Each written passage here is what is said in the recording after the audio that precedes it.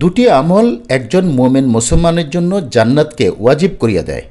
আসুন শোনা যাক এ বিষয়ে আল্লাহ রাসূল সাল্লাল্লাহু আলাইহি ওয়াসাল্লাম কী বলেছেন।